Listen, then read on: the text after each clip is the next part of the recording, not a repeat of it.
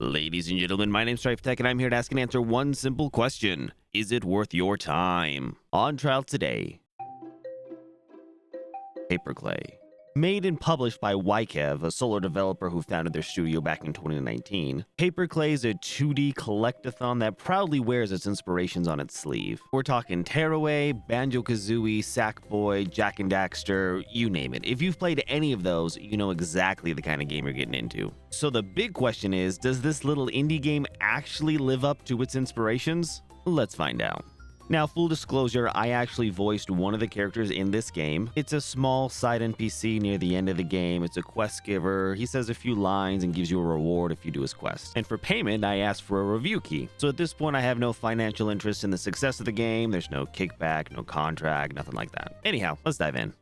You play as Chick, and sometimes Nugget. You know, Nugget, sometimes I feel like there's so much more beyond our egg village. Adventures, mysteries. I just feel trapped sometimes. While daydreaming about adventure, one falls right into your lap. What was that? I don't know, but it's heading towards the village. Oh no! We need to hurry back! What if something's wrong? Come on, Nugget.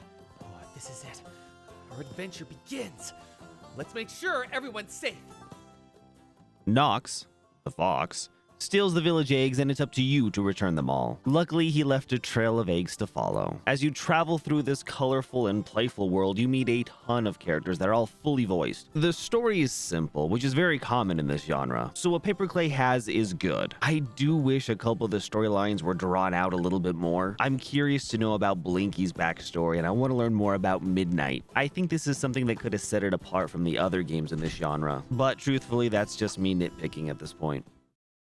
Jump, double jump, dive, glide, punch. That's it. And that's all you need when it's done right. And here it is. Chick controls beautifully. Movement is smooth and responsive, and once you get the hang of it, you can really start chaining together these movement skills. Jump to a spin attack, to the double jump, and dive into the glide, and suddenly you're flying across the map with some serious momentum. And it feels really good. Now, that spin attack is actually part of the upgrade system. The coins you find allow you to buy some special abilities and some extra health. Now, I don't think they're required to beat the game, but they really help enhance the movement abilities. You can also buy some costumes with these coins, which are optional, but fun. Now, a good movement system is garbage if the level design doesn't complement it. And this is where PaperKlay really shines. The level design is pure genius. Let me give you 3 examples. 1. Pivoting worlds. So I just traversed through this area, and it can be now completely rotated to reveal a new path to a new location. That's nothing special, but once you get to that new location, this area can be rotated again. In total, I believe this area rotated about 4 different times, revealing 4 different paths. Sitting down and trying to design a 3D level that will work in basically 4 different dimensions is quite mind-boggling. And it gets even crazier that you can change these areas even more while you're inside of them, which does lend itself to all the secrets and collectibles this game has. 2. More pivoting. So this pivoting is a little different. You get the chance to play as Nugget, who cannot jump. So all traversal has to be on the plane you're on. Now, if you walk over these red arrows, the world rotates. Now add in the moving pieces, sliding components, and the buttons you have to click, and it just gets nuts.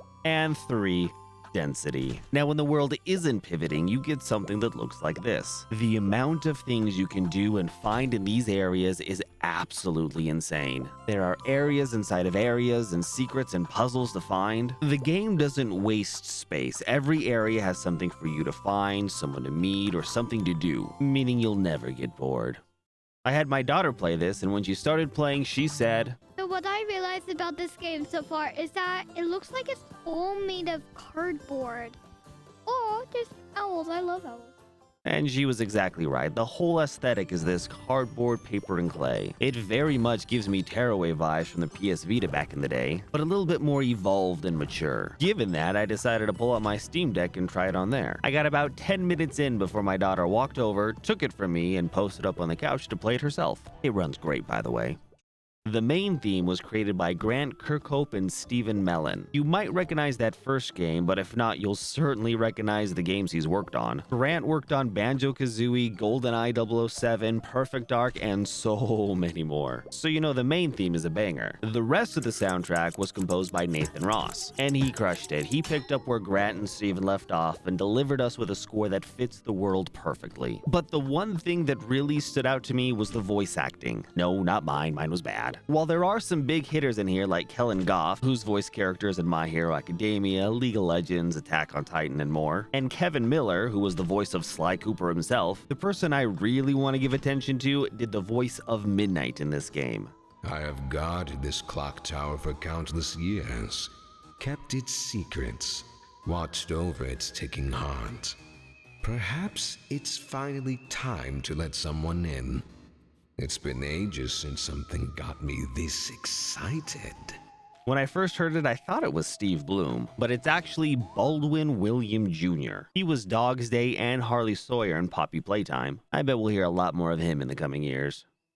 So, is it worth your time? I finished the game in about 5 hours. And if you're a moderately experienced player, that's probably the range in which you'll finish it. However, for someone like my daughter, I could see it maybe taking them closer to 10 hours. And for full completion, you're probably looking at about 10 to 12 hours total. There is no extra story for full completion, just remixed levels that are harder than the original. It's $15 at full price. That means it's $3 an hour to listen to this amazing soundtrack and hear some incredible voice acting. And then when you roll the credits and realize you want more, you'll be able to go back and do all the extra challenges. So I absolutely do think it's worth your time, but let's see what my 8-year-old thinks about it.